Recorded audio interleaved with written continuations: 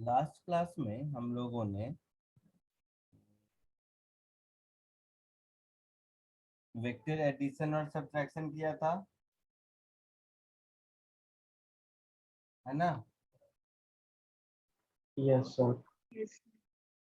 उसके कुछ होमवर्क भी दिए थे आपको, दिए थे 2 असाइनमेंट की नहीं। Yes sir. Yes, sir. उसमें कुछ डाउट है, कुछ पूछना है?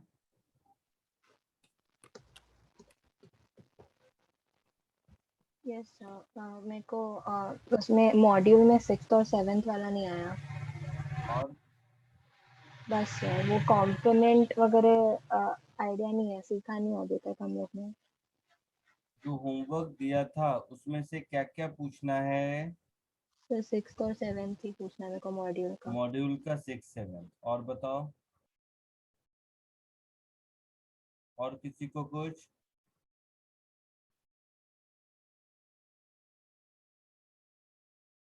सर मुझे एक डाउट था।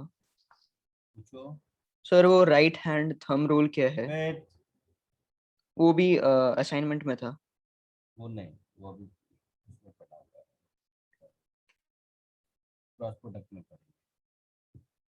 ठीक है सर। होमवर्क में और कोई डाउट है? डाउट मतलब क्वेश्चन नंबर और असाइनमेंट नंबर बताओ।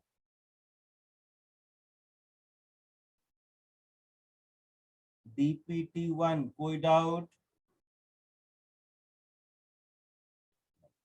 DPT2 कोई डाउट? बुकलेट में ये 2 डाउट, ठीक है।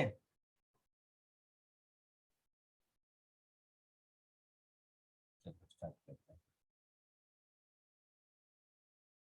Module 1 question number 6, 7।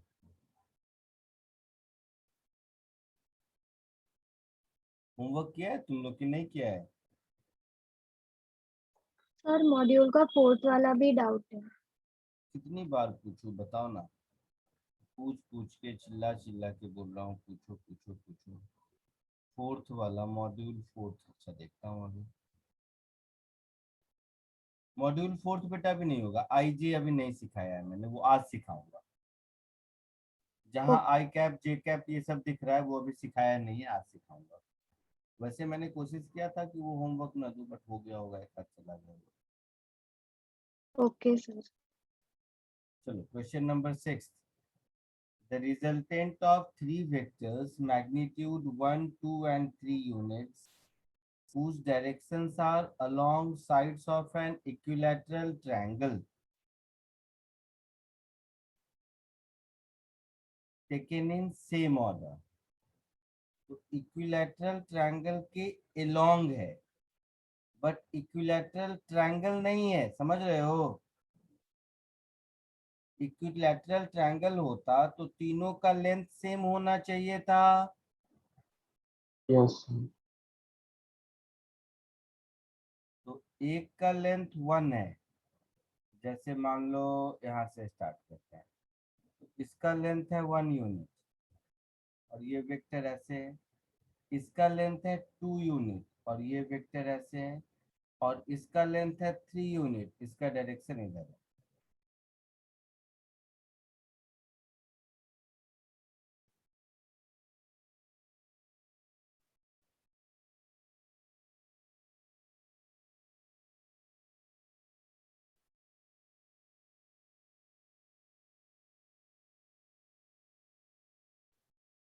ऐसे समझ। तो अगर तीनों 1 1 1 यूनिट होता तो मेरा आंसर 0 होता।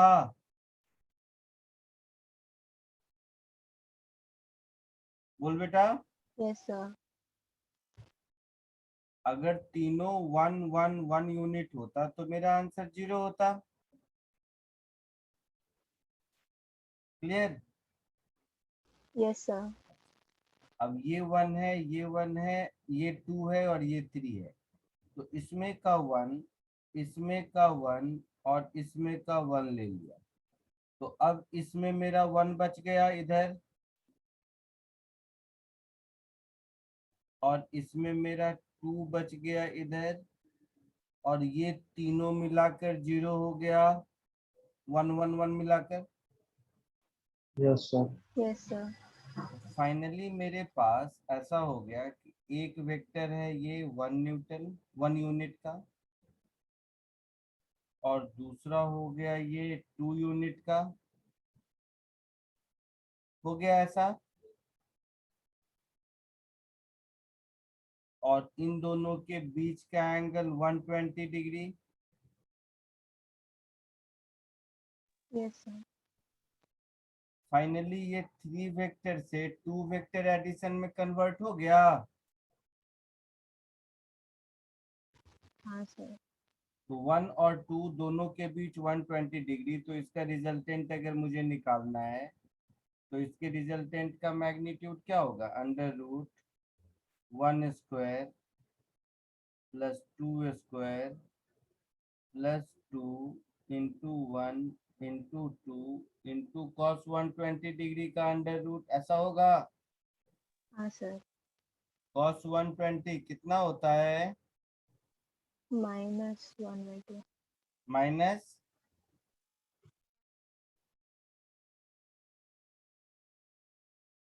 कितना होता है, सर -1/2। -1/2। तो ये √3 हो गया। हाँ सर। तो फर्स्ट 6 का आंसर आ गया। यस सर, समझ गया। अभी रुक जाओ, लेकिन साथ 6 7 दोनों कर देते हैं। इन दोनों का जो रिजल्टेंट होगा, मान लेते हैं इसको हम नाम दे देते हैं ए और इसको नाम दे देते हैं बी। तो रिजल्टेंट के डायरेक्शन के लिए मेरे पास फॉर्मूला है tan अल्फा। Yes sir. ये जो √3 आया है मुझे, वो रिजल्टेंट कहीं इधर होगा। हाँ सर। तो ये आर वेक्टर ए वेक्टर से कितना एंगल बनाएगा, मैं मान लेता हूँ अल्फा एंगल बनाएगा। तो इस अल्फा के लिए क्या फॉर्मूला लगाएंगे, क्या था मेरे पास,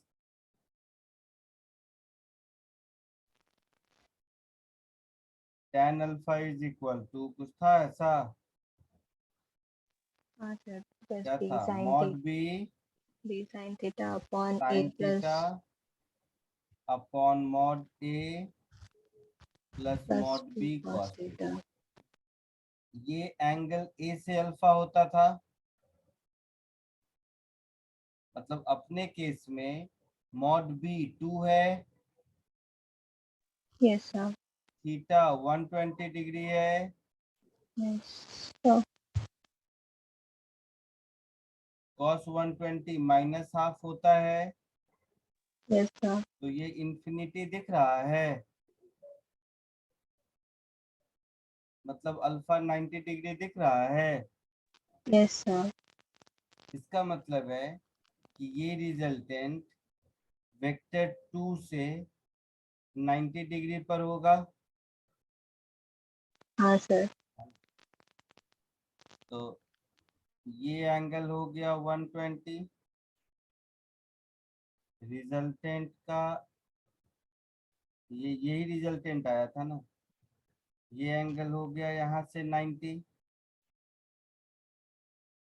ऐसा इसलिए क्योंकि अब देखो, फर्स्ट का आंसर तो √3 हो गया ना, हाँ सेकेंड सर। में पूछा है कि रिजल्टेंट फर्स्ट वेक्टर से कितना एंगल बना रहा है सेकेंड से, तो सेकेंड से तो 90 बना रहा है, तो डी ऑप्शन नहीं होगा। Yes sir. फर्स्ट से कितना बना रहा है, तो फर्स्ट वाला वेक्टर और सेकेंड और रिजल्टेंट वेक्टर, तो फर्स्ट वाला ये हॉरिजॉन्टल वन है और रिजल्टेंट ये रेड वाला है। इन दोनों के बीच एंगल कितना होगा, तो 120 और 120 फिर 90, ऐसा होगा 120 प्लस 90। Yes sir. समझे कि नहीं। हाँ सर, समझ गया। तो ये होगा मेरा फर्स्ट वाला वेक्टर,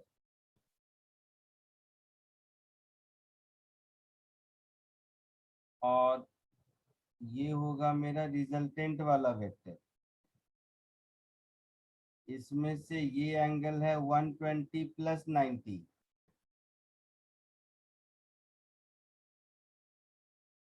दैट इज 210 डिग्री, ऐसा। Yes sir.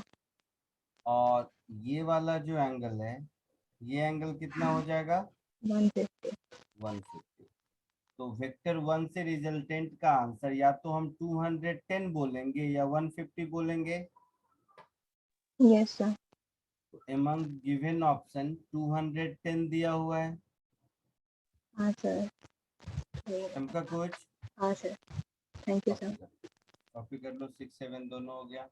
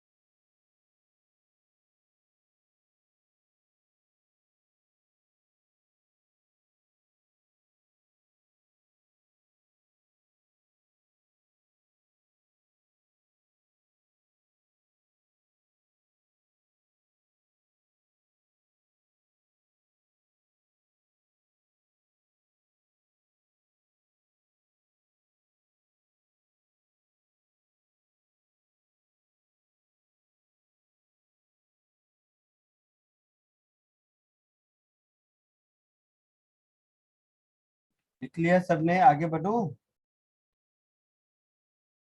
Yes, sir.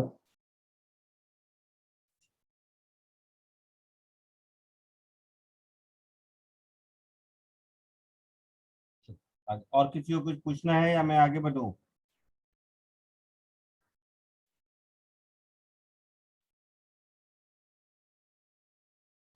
Unit vectors नाम सुना है?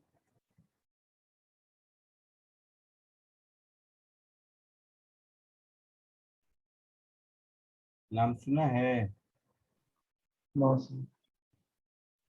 नाम सुन के ये कॉमन सेंस लगता है कि यूनिट वेक्टर कुछ भी होगा, इसका मैग्नीट्यूड 1 होगा।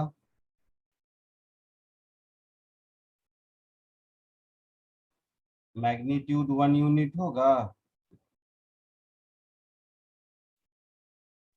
जैसे यूनिट मास होता है तो 1 kg बोलते हो ना, यूनिट फोर्स तो 1 न्यूटन, तो यूनिट वेक्टर का मैग्नीट्यूड तो 1 यूनिट होगा। बोलो। Yes, sir. Yes sir. और वेक्टर है तो डायरेक्शन स्पेसिफाइड होगा। तो कोई वेक्टर अगर है, अगर मैं उस वेक्टर को उसके मैग्नीट्यूड से डिवाइड कर दूं तो ये एक नया वेक्टर बनेगा, है ना? जैसे मान लो तुम जा रहे हो, तुम लोग का रिस्पॉन्स अलग नहीं है। मान लो तुम जा रहे हो 5 metre per second toward east, ठीक है? Yes, sir. Yes, sir. Yes, sir. तो velocity is 5 metre toward east, 5 metre per second toward east. तो मैग्नीट्यूड कितना है? 5 meter per second. 5 meter per second. तो अगर मैं तुम्हारे इस वेलोसिटी को मैग्नीट्यूड से डिवाइड कर दूं तो क्या बचेगा? along east, 1 unit along east बचेगा। Yes, sir. Yes, sir. If a vector is divided by its magnitude, then the resultant will be a vector of unit magnitude, isn't it? That is, Yes, sir. it will have direction same as that of the vector, but magnitude unity. Clear है? इसको हम लोग ऐसे लिखेंगे, A cap, ए के ऊपर cap. तो किसी चीज के ऊपर कैप है, इसको हम ऐसे पढ़ेंगे, यूनिट वेक्टर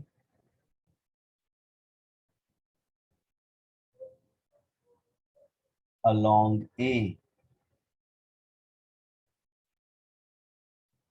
तो मेरे पास एक फॉर्मूला बन गया, unit vector along a vector is vector divided by its magnitude। ठीक है? इस कॉन्सेप्ट की जरूरत क्यों है, थोड़ी देर में समझ में आ जाएगा। डायरेक्शन को स्पेसिफाई करने के लिए इस कॉन्सेप्ट की जरूरत है, और ये बहुत ही इंपॉर्टेंट कॉन्सेप्ट है वेक्टर को समझने के लिए। कैसे, देखते हैं। अब देखो, ज्योग्राफी में दुनिया में जितने भी डायरेक्शंस हैं, सबको हम लोग नॉर्थ, ईस्ट, वेस्ट, साउथ इसी के कॉम्बिनेशन में लिखते हैं। Yes, sir. Yes, sir. 30 degree north of east, 40 degree west of south, ऐसा कुछ। Yes, sir. तो capital N north, capital E east, capital W west, capital S south, ये सब क्या है ना, वेल डिफाइंड डायरेक्शंस हैं जो यूनिवर्सली एक्सेप्टेड हैं। पूरे वर्ल्ड में हर जगह ये सिंबल एक्सेप्टेड है ना, Yes, sir. समझ आता है? इसके बावजूद भी हम लोग कहते हैं कि I am going towards Oberoi mall, I am going towards station, ऐसा कुछ बोल देते हैं हम लोग। लेकिन Yes, ये sir. Towards Oberoi mall, towards station, ये सब लोकल कन्वेंशन है। But north, east, west, south, ये वाला जो सिस्टम है, ये यूनिवर्सली एक्सेप्टेड कन्वेंशन है। क्लियर है? Yes, sir. ये तो हो गया ज्योग्राफी की कहानी। फिजिक्स के लैंग्वेज में देखो, अब अगर मान लो मैं यहाँ बैठा हूँ, मैं आपसे कहूँ कि मेरा पोजीशन डोर से 2 मीटर पर है, तो डोर से 2 मीटर पर केवल इस इंफॉर्मेशन से आप मेरे पास पहुंचोगे, इसकी गारंटी नहीं है। Yes, sir. Yes, क्योंकि sir. डोर से 2 मीटर पर एक 2 मीटर का सर्कल बैठ घूमेगा, उसमें मैं कहीं भी हो सकता हूँ। Yes, sir. Yes. Yes, sir. लेकिन मैं ये कहूँ कि मैं इस वॉल से 2 मीटर पर और पीछे वाले वॉल से 3 मीटर पर हूँ, अब आप यहीं पहुंचोगे, है ना? Yes, sir. So thumb rule is, in order to define a position in a plane, we would require minimum 2 reference lines। है ऐसा? एक पॉइंट के लोकेशन को बताने के लिए 2 रेफरेंस लाइन का होना जरूरी है। हाँ या ना? Yes, sir. Yes, sir. पक्का? Yes. अब Yes, sir. मानो कि मेरी जगह कोई मॉस्किटो घूम रहा है, इसके पोजीशन को बताना है, तो मैं बोलूंगा इस वॉल से 2 मीटर, इस वॉल से 3 मीटर। बट यहाँ पहुंचोगे जरूरी नहीं है, मुझे एक और चाहिए होगा कि ग्राउंड से 5 metre. Yes, sir. Yes, sir. Yes sir. तो यहाँ से हमने सीखा कि अगर कोई ऑब्जेक्ट 3 डायमेंशनल प्लेन में है तो मुझे उसके लोकेशन को स्पेसिफाई करने के लिए 3 रेफरेंस लाइंस चाहिए। Yes, sir. Yes, sir. अब मैं इन दोनों बात को कंबाइंड कर दूं, दोनों बात को कंबाइन कर दूं, तो if we have a set of 3 mutually perpendicular straight lines, then that reference is more than enough for, I mean, locating any object anywhere, any point anywhere. Yes, sir.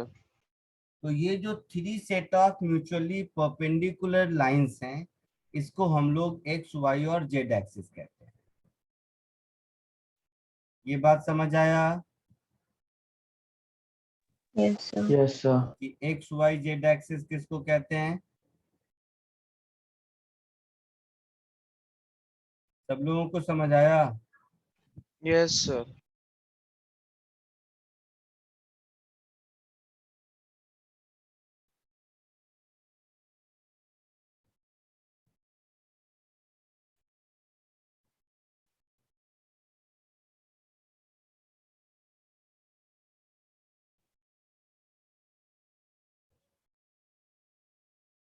सो इसको हम लोग बोलते हैं एक्स एक्सिस, इसको हम लोग बोलते हैं वाई एक्सिस, और इसको हम लोग बोलते हैं जेड एक्सिस। ठीक है। एक्स एक्सिस के अलोंग जो डायरेक्शन होता है या यूनिट वेक्टर होता है उसको हम लोग बोलते हैं आई कैप। वाई एक्सिस के अलोंग जो यूनिट वेक्टर होता है इसको हम लोग बोलते हैं जे कैप, और जेड एक्सिस के अलोंग जो यूनिट वेक्टर होता है इसको हम लोग कहते हैं के कैप। तो ये आई कैप, जे कैप और के कैप, ये तीनों ईस्ट वेस्ट नॉर्थ साउथ के जैसा यूनिवर्सली एक्सेप्टेड यूनिट वेक्टर्स हैं। Clear? Yes, Yes, sir. sir. तो आई कैप को हम लोग बोलते हैं unit vector along X axis.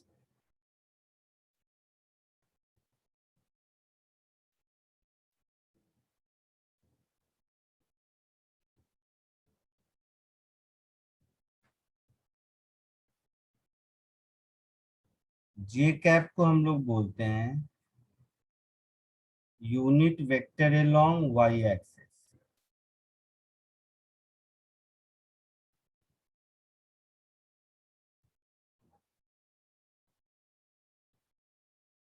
और के कैप को हम लोग बोलते हैं unit vector along Z axis.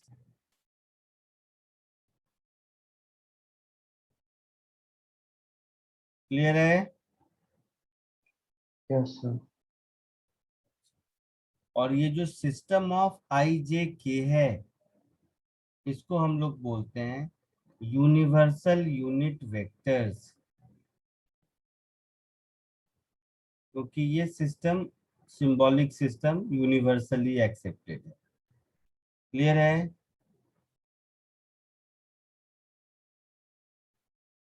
Yes, sir. कोई दिक्कत किसी को? यहाँ तक कोई दिक्कत किसी को? No, sir. No sir. जल्दी से कॉपी कर लो।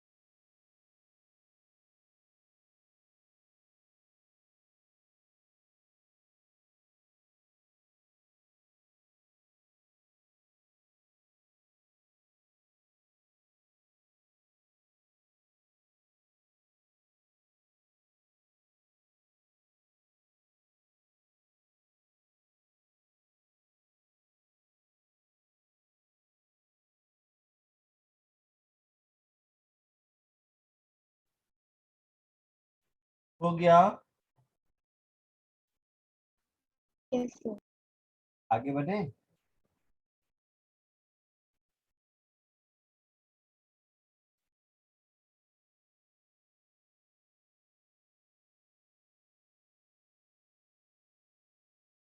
अब अगर कोई वेक्टर दिया हुआ है ज्योमेट्रिकली, तो उसको हम लोग इसमें कैसे चेंज करते हैं, आई कैप, जे कैप, के कैप में कैसे लिखते हैं, इसको हम लोग कहते हैं resolution of vector. So next heading is resolution of vector.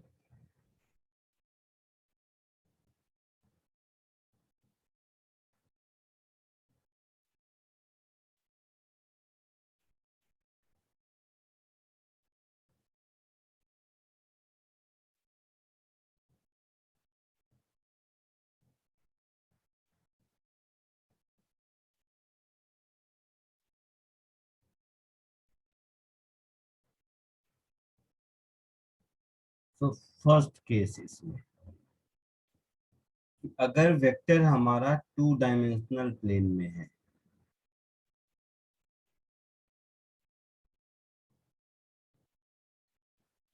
if a vector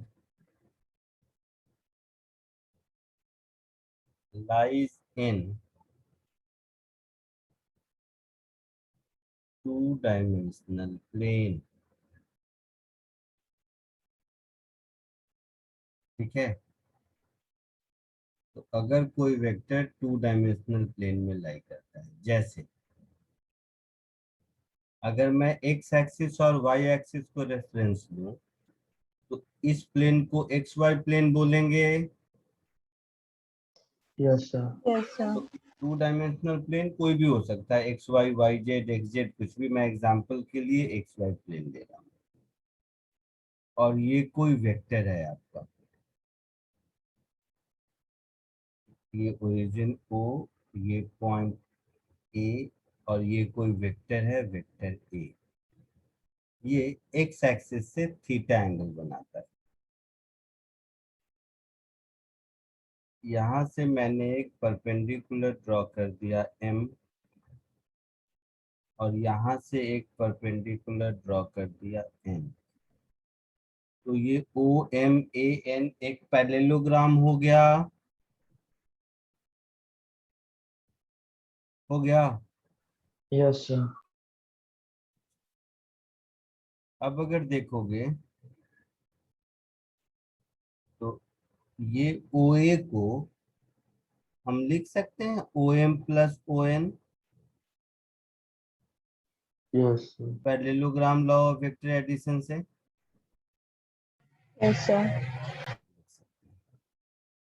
तो अब मैं ऐसे लिख दूंगा, इसका मतलब ये हुआ कि मेरा वेक्टर ए जो है वो ओ एम वेक्टर और ओ एन वेक्टर का सम है ना। ओ एम क्या होगा, तो ये ए है, ये थीटा है, तो ये mod of A cos theta हो जाएगा ओ एम का लेंथ, और ओ एन का length mod of a sine theta हो जाएगा। बोलो बेटा। Yes, sir. तो ये yes mod mod of a sine theta, ये इसका लेंथ है। तो फर्दर हम इसको ऐसे लिख सकते हैं, mod of A cos theta i cap O M vector को, और mod of a sine theta j cap ये ओ एन वेक्टर को लिख सकते हैं। Yes, sir. आया समझ में सबको।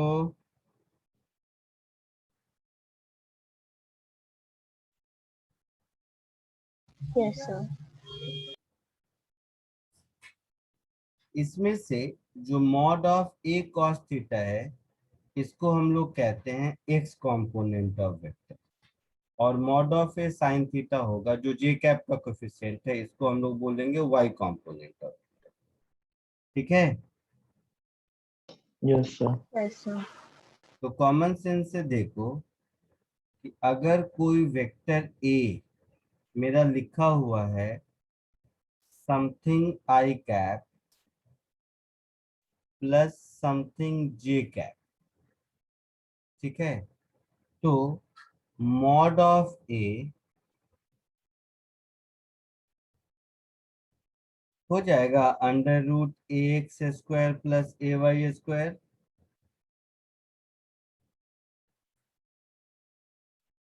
बोलो।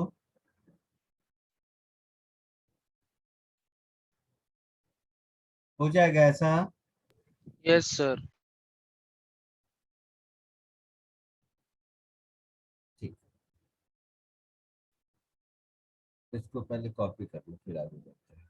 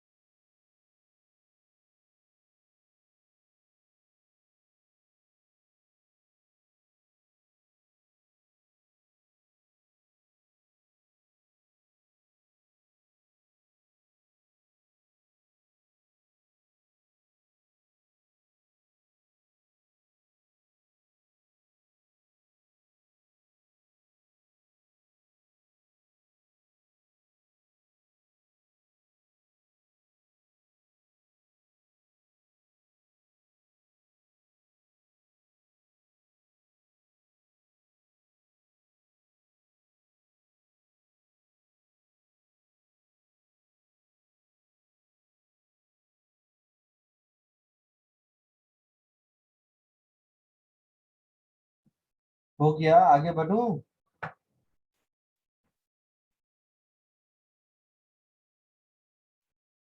बोलो। हाँ सर, हो गया। आगे बढ़े?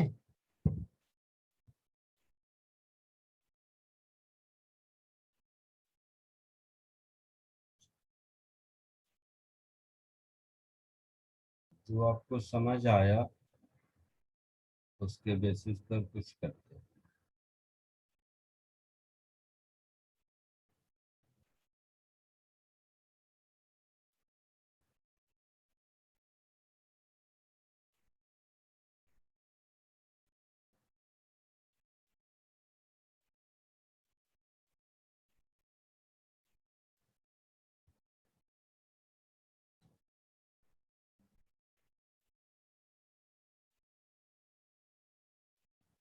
सबसे पहले एक सिंपल सा ये वाला क्वेश्चन कीजिए।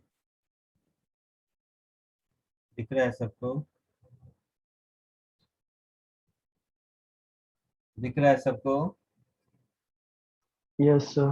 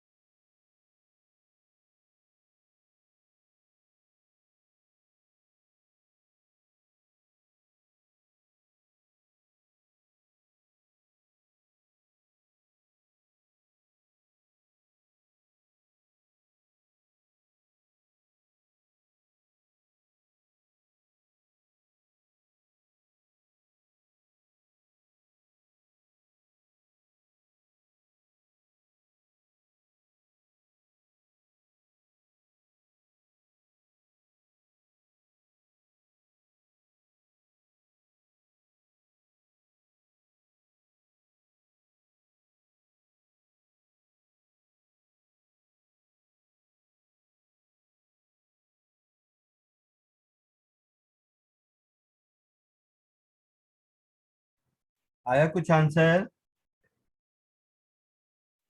हाँ सर। तो बोलोगे, मैं रुका हूँ तो जैसे आए वैसे बोलना चाहिए। बोलो क्या है आंसर?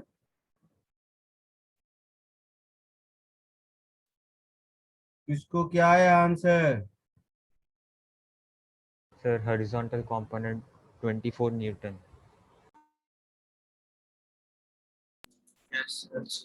और एंगल?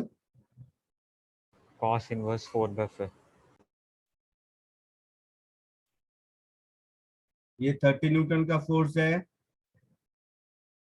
हॉरिजेंटल से ये एंगल थीटा बनाता है ना?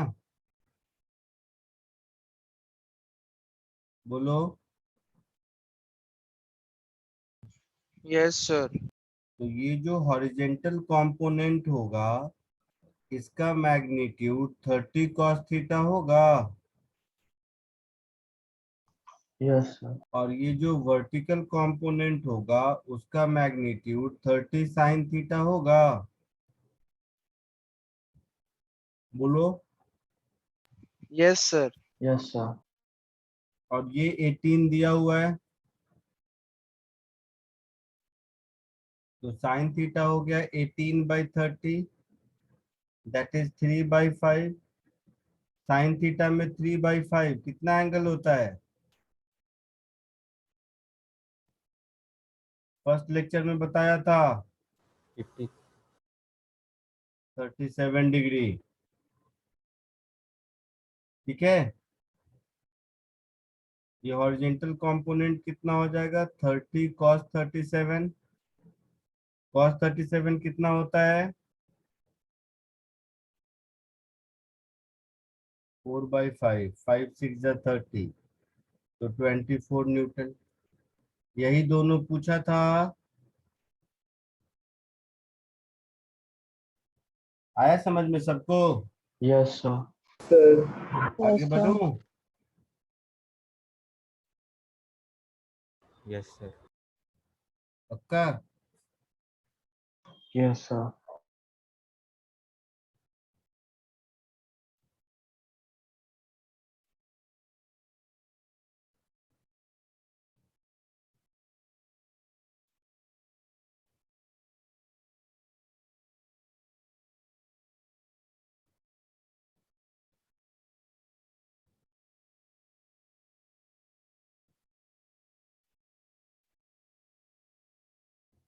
इसको कोशिश करो।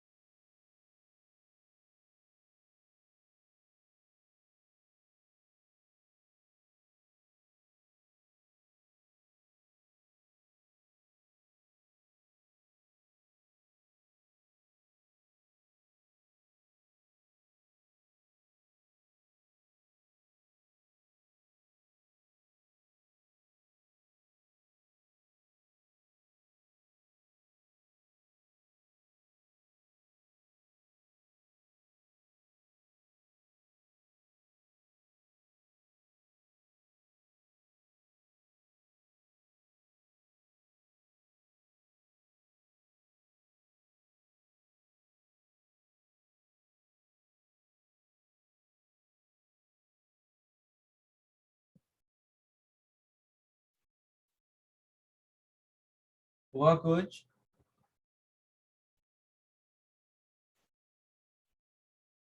बोलिए, हुआ कुछ?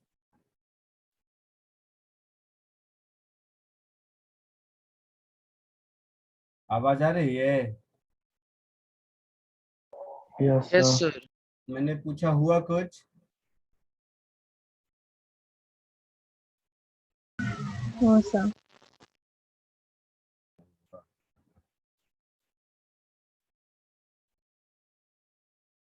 चलो देखो, 3 फोर्सेस हैं।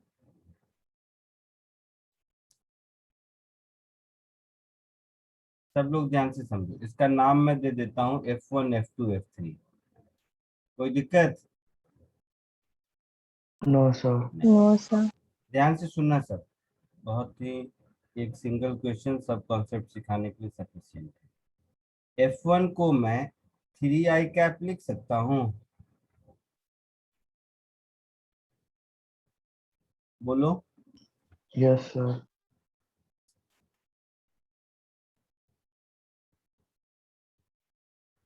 F2 को देखो, F2 ऐसा है, यस सर। और इसका मैग्नीट्यूड है 2 न्यूटन, और ये एंगल है 60 डिग्री, है ना? तो 2 का ये वाला कंपोनेंट होगा 2 cos 60, और 2 का ये वाला कंपोनेंट होगा 2 sin 60। हाँ या ना? हाँ Yes, सर। sir. पक्का सबको समझ आ रहा है? Yes, sir. तो मैं F2 को लिख सकता हूँ 2 cos 60 डिग्री, किधर है? नेगेटिव एक्स में है, तो माइनस आई कैप प्लस 2 sin 60 डिग्री, किधर है? जे कैप में, तो जे कैप। ऐसा लिख सकते हैं? Yes Yes, sir. sir. cos 60 1/2 होता है, तो माइनस आई कैप प्लस √3 जे कैप। ये F2 हो गया। Yes, sir.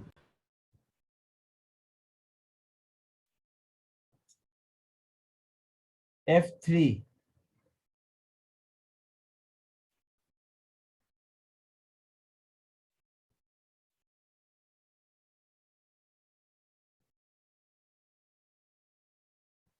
अब F3 देखोगे तो ये इधर है 60 डिग्री, है ना? Yes sir. तो ये जो F3 है मेरा, इस F3 का मैग्नीट्यूड कितना है? 1 Newton. 1 न्यूटन। न्यूटन। तो ये 1 है और ये 60 डिग्री है, ऐसा है। तो इसका ये वाला कंपोनेंट हो जाएगा 1 cos 60, और ये वाला कंपोनेंट हो जाएगा 1 sin 60। हो जाएगा। Yes, sir. तो F3 को हम लिख देंगे -1 cos 60 degree i cap -1 sin 60 degree j cap, लिख देंगे ऐसा। Yes, sir. Yes, sir. Yes that sir. Is -1/2 I cap -√3/2 J cap. ये हो गया थर्ड। अब नेट फोर्स चाहिए तो तीनों को ऐड कर देंगे, है ना? Yes sir. So adding 1 2 and 3, जो नेट फोर्स मेरा होगा उसमें देखो, आई कैप 3 है, -1 है, -1/2 है, तो 3 -1 -1/2 आई कैप प्लस जे में देखो तो फर्स्ट 0 है,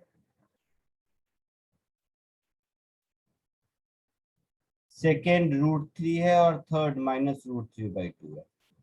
तो 0 प्लस √3 माइनस √3/2 जे कैप, ऐसा होगा। Yes, sir. तो ये कितना हो जाएगा?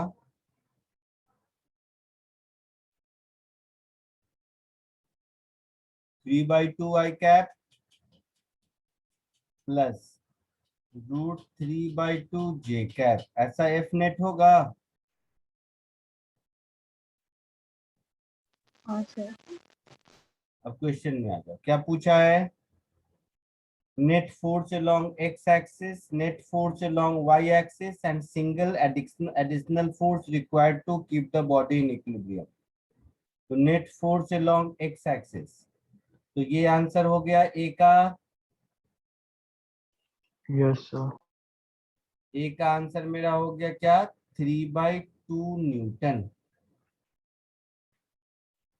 बी का आंसर क्या हो गया? √3/2 न्यूटन। हो गया ए और बी का आंसर। हाँ सर। सी में पूछा है कि एडिशनल फोर्स हम इसमें कितना लगाएं कि रिजल्टेंट 0 हो जाए। यही मतलब है ना?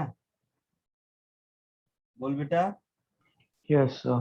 यस मतलब सर। मुझे F plus F1 plus F2 plus F3 का सम 0 करना है और ये F ढूंढना है।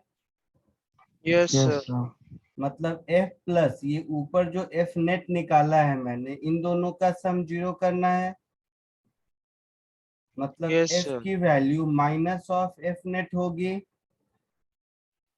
Yes, sir. that is -3/2 I cap minus √3/2 J cap Newton. ये मेरा थर्ड का आंसर होगा, सी का। चमका कुछ? Yes, sir. समझ के लिख लीजिए इसको। ये एक क्वेश्चन में क्या है कि सारे कॉन्सेप्ट एक साथ मिल जाएंगे।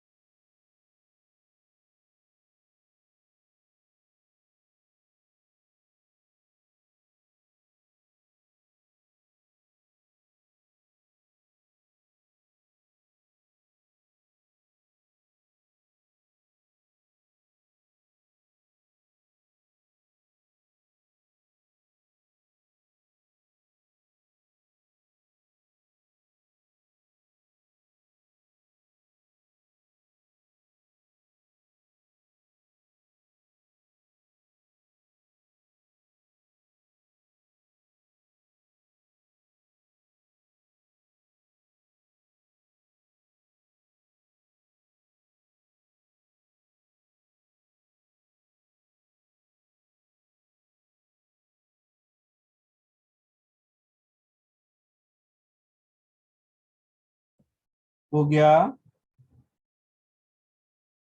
Yes, Yes, sir. sir.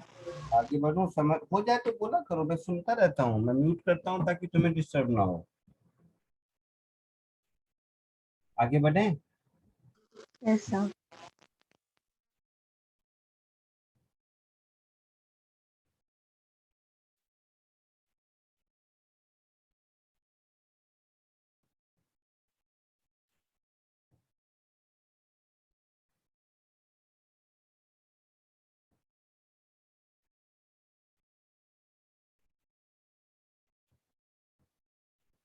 इसको कोशिश कीजिए।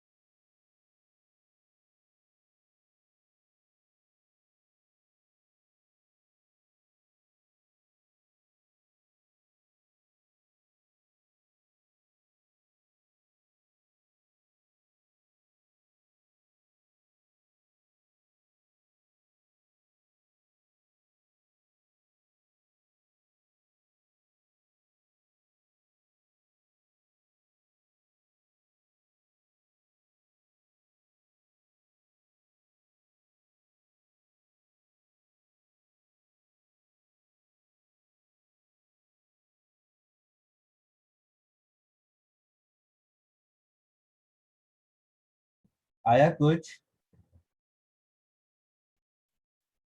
बोलिए।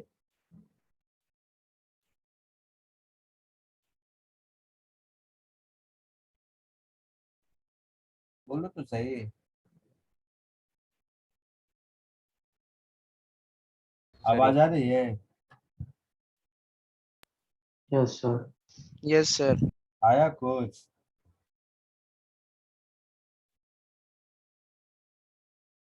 इस 6 न्यूटन को F1 कह दो और इस 4 न्यूटन को F2 कह दो। तो क्वेश्चन में के हिसाब से क्या हो गया, ये R vector is F1 vector plus F2 vector, हाँ या ना? Yes, sir. Yes, sir. F1 vector को क्या लिख सकते हैं? 6 cos theta i cap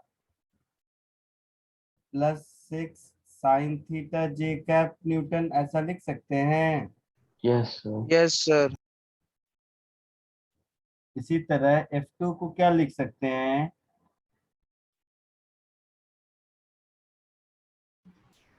4 cos theta I cap. 4 cos 30 degree i cap Sorry. Minus 4 sine 30 degree j cap, Yes, sir. हाँ या ना? Yes, sir. सोच के बताओ।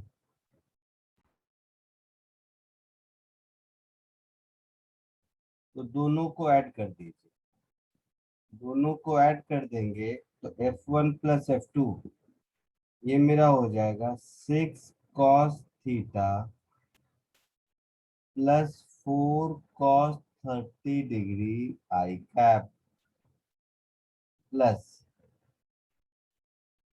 6 sine theta minus 4 sine 30 degree j cap, ऐसा होगा? बोलो। Yes, sir. Yes sir. अब अगर ध्यान से देखोगे तो ये जो R है, ये R तो हॉरिजेंटल है ना,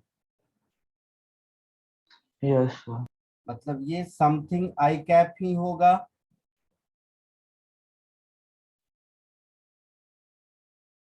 है ना? Yes, sir. समझ रहा है हर कोई कि नहीं?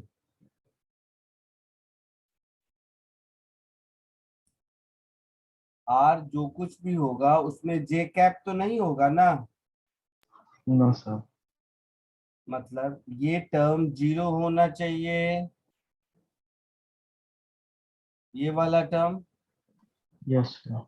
Yes, sir. मतलब 6 sine theta is 4 sine 30 degree,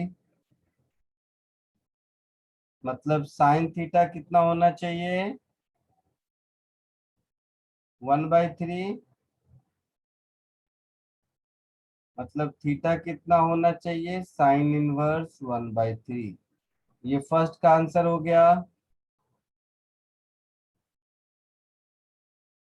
चमका कुछ की नहीं? Yes, sir. Yes, sir. Sine theta अगर 1/3 है तो कॉस थीटा कितना होगा?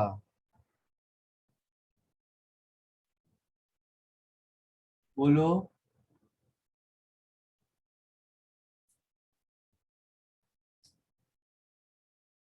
Sir, 2/3. बस,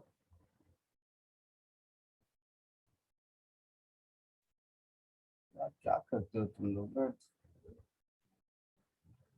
सोचता हूँ समझ रहे हो, फिर ऐसी बात कर देते हो, सारा साइन थीटा 1/3 है, इसका क्या मतलब है? ये एंगल थीटा अगर है तो ये 1 है और ये 3 है, तो ये 1 और 3 है, तो ये कितना होगा? 2√2 होगा पाइथागोरस थ्योरम से। Yes, sir. तो कॉस थीटा इतना होगा। Yes, sir.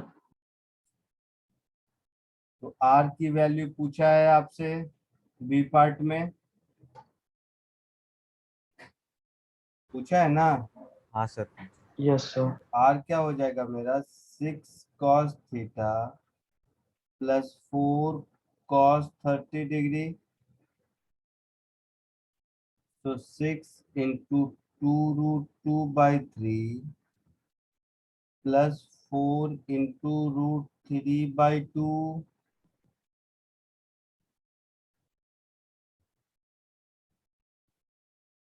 तो ये मेरा हो जाएगा 4 रूट 2 प्लस 2 रूट 3।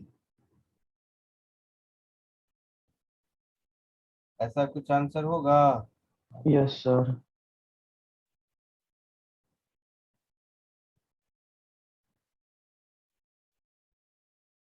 लिख लीजिए इसको।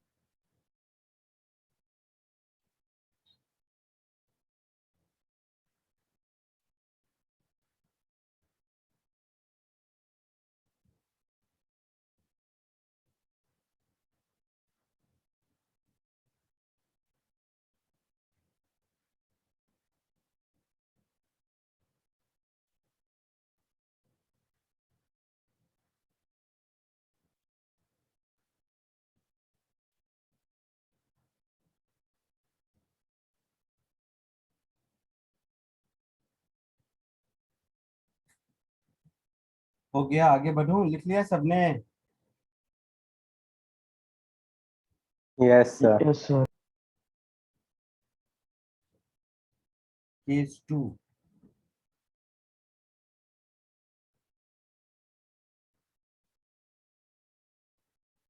अगर कोई वेक्टर 3 डायमेंशनल प्लेन में हो,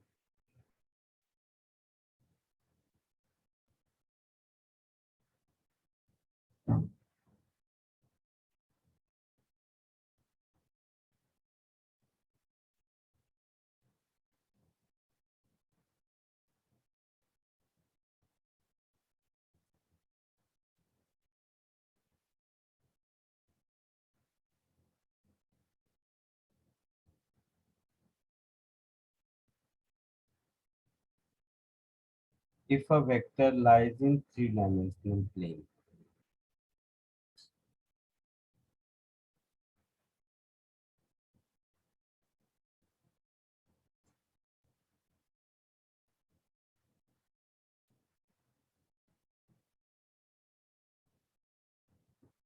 ऐसे समझो, ये है x एक्सिस, ये है y एक्सिस और ये है z एक्सिस। कोई एक वेक्टर है जो यहाँ पे है। तो ये वेक्टर हो गया OA। ये वेक्टर x एक्सिस से अल्फा एंगल बनाता है, y एक्सिस से बीटा एंगल बनाता है और z एक्सिस से गामा एंगल बनाता है। मेरी बात ध्यान से सुनो, अगर ये XY प्लेन में ही रहता तब अगर x एक्सिस से थीटा एंगल बनाता तो y से 90 माइनस थीटा बनाता। Yes, sir. लेकिन जब ये XYZ थ्री डायमेंशनल प्लेन में है तब हम ऐसा कुछ नहीं कह सकते। मतलब ये XYZ एक्सिस से इंडिपेंडेंट एंगल बनाएगा। Yes, sir. समझ आ रहा है कि ऐसे ही यस यस करते हो। सर वापस बोल सकते हो? देखो इधर मैंने कहा, इधर देख सब, सपोज ये ब्लैक वाला पेन है एक्स एक्सिस, ठीक है, ये ब्लू वाला पेन हो गया वाई एक्सिस, है ना, और ये वाला पेन हो गया, और ये जो सिल्वर कलर दिख रहा है ये है जेड एक्सिस।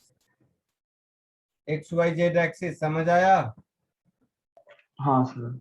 अब देख, ये है मेरा वेक्टर। तो ये वेक्टर जब एक्स वाई प्लेन में था केस 1 में, तब तो ब्लैक वाले प्लेन से अगर थीटा बनाएगा तो लाइन से, तो ब्लू वाले से 90 माइनस थीटा बनाएगा। Yes, sir. यस लेकिन जब ये थ्री डायमेंशनल प्लेन में है तो ये तीनों एक्सिस से म्यूचुअली एक्सक्लूसिव एंगल बना रहा है, उससे अल्फा, उससे बीटा, उससे गामा, ऐसा कोई कोरिलेशन नहीं है। Yes, sir. Yes sir Yes, sir. समझ रहे हो इस बात को? सर ये वेक्टर एक्स एक्सिस से जो एंगल बनाएगा, ये वेक्टर एक्स एक्सिस से ये एंगल बना रहा है, वाई एक्सिस से ये एंगल बना रहा है और जेड एक्सिस से ये एंगल बना रहा है। इसका आपस में कोई कोरिलेशन नहीं है ना। Yes Yes, sir. लेकिन यही अगर एक प्लेन में रहता तो एक लाइन से थीटा तो दूसरे से 90 माइनस थीटा बनाता। Yes, sir. सर तो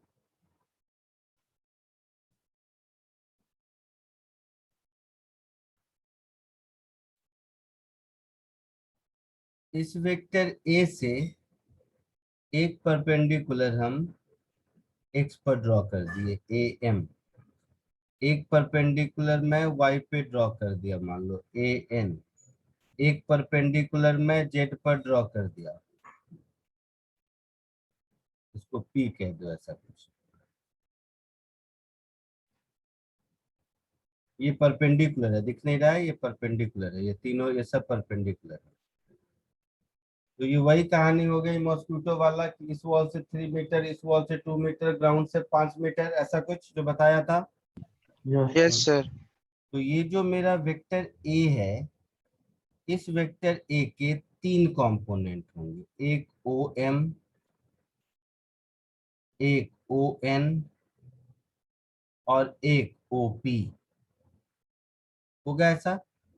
Yes, sir. जो ओ एम होगा इसको हम लिखेंगे mod of A cos alpha I cap, O N mod of A cos beta J cap, और OP mod of A cos gamma K cap. ऐसा कुछ होगा वेक्टर ए। Yes, sir. आई बात समझ में?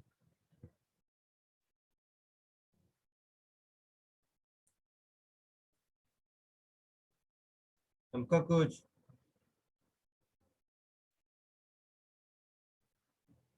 इसमें से mod of A cos alpha, इसको हम लोग एक्स कंपोनेंट बोलेंगे, इसको हम लोग वाई कंपोनेंट बोलेंगे, और इसको हम लोग जेड कंपोनेंट बोलेंगे। क्लियर है? क्लियर है यहाँ तक? Yes, sir. Yes, sir. फटाक से 2 मिनट में कॉपी करो इसको।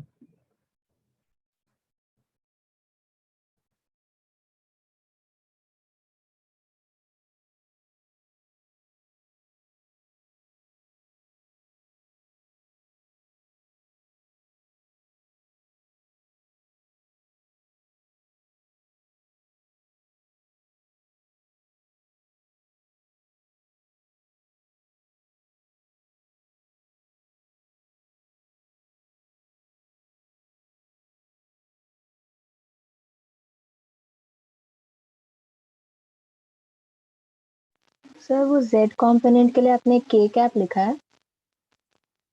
के कैप लिखा है। Okay sir.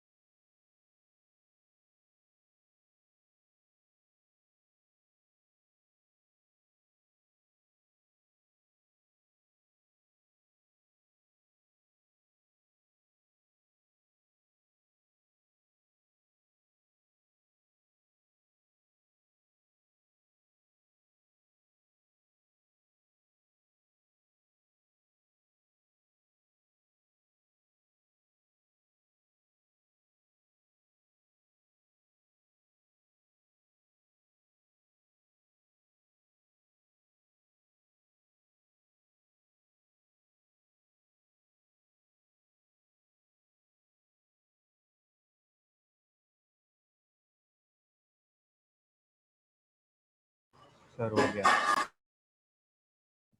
हो गया। आगे देखो।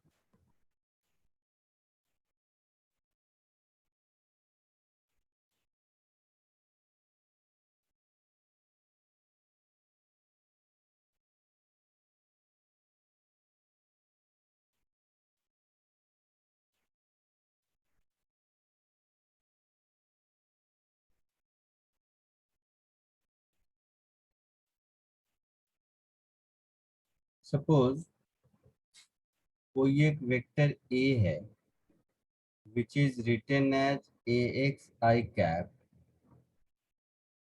plus ayj cap plus azk cap। तो मॉड ऑफ ए हमारा हो जाएगा under root A x square plus A Y square plus A Z square. कोई दिक्कत किसी को? सर ये कैसा है? ऐसे आया, ये ऐसे आया। बात को समझने के लिए ऐसा कर सकते हैं।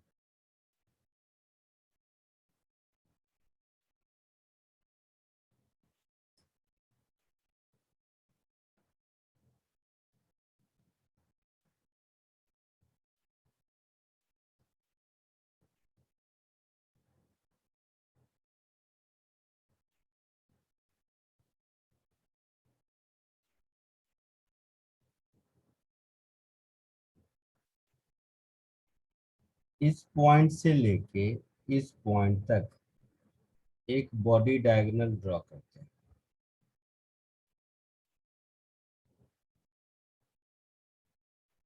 ठीक है, ये है हमारा vector A. Clear? Yes sir.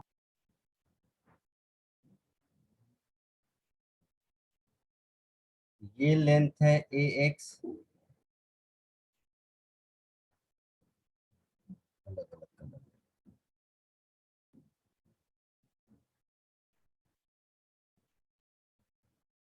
ये लेंथ है ए वाई।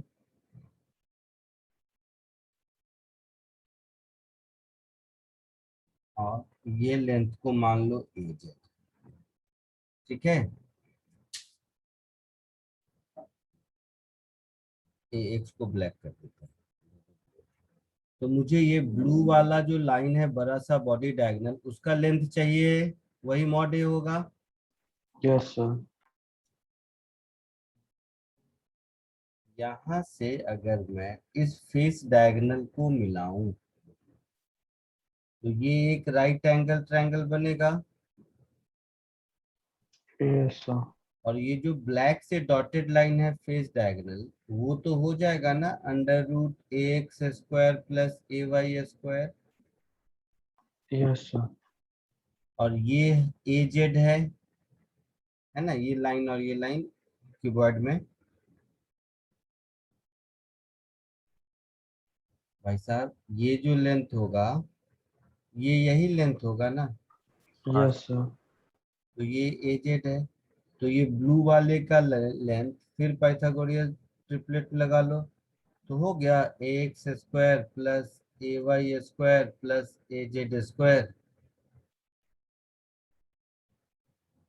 का रूट। चमका कुछ? Yes sir. पक्का? Yes sir. Note 2।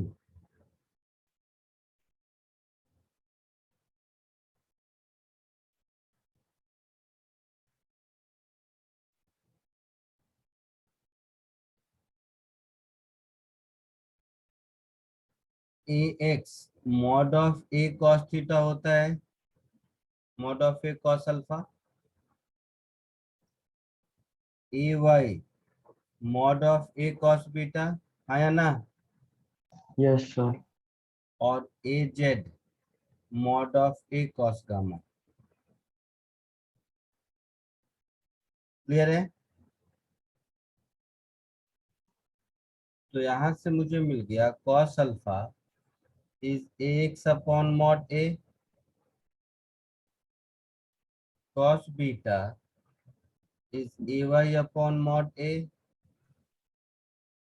and cos gamma is az upon mod a.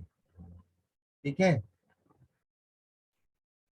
तो ये जो सेट है ना, ए cos alpha cos beta cos gamma का, इसका नाम है, इसको बोलते हैं direction cosines of a vector. ठीक है,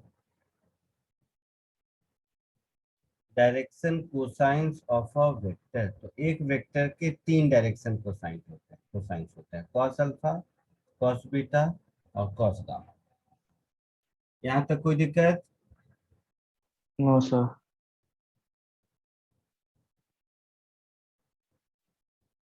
नोट 3,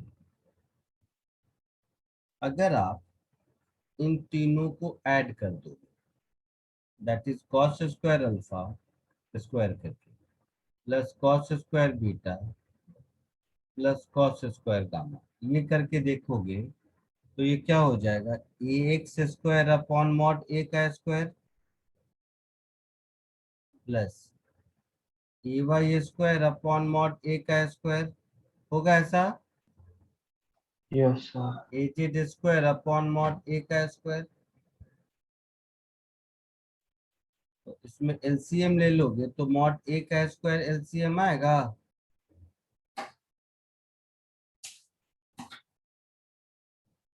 तो ये हो जाएगा a x square plus A Y square plus A Z square, ऐसा होगा?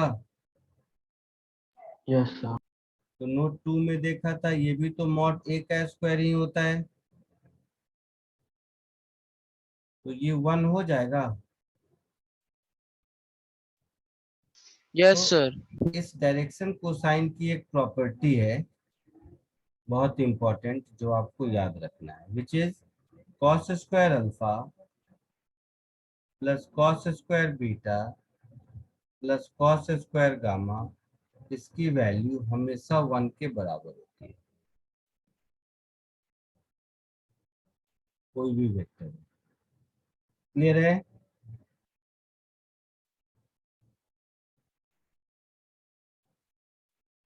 कोई डाउट किसी को? No, sir. कॉपी कर लीजिए इसको।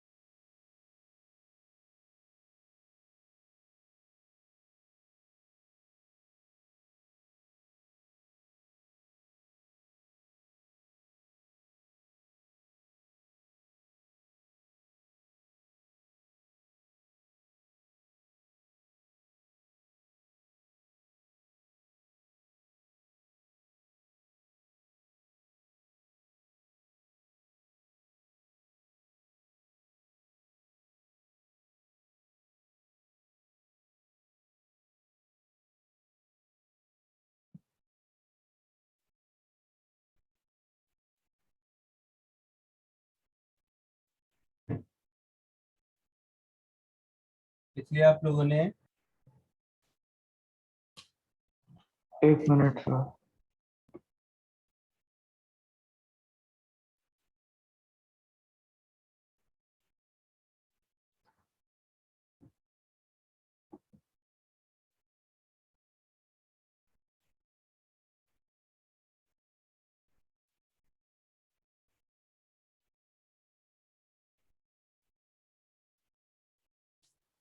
हो गया सर। बोलिए, लिख लिया?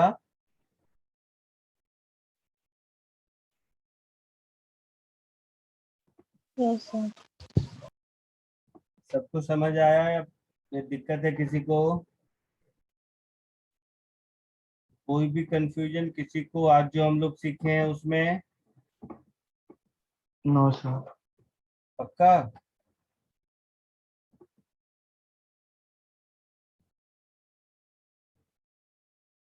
ठीक है, चलो।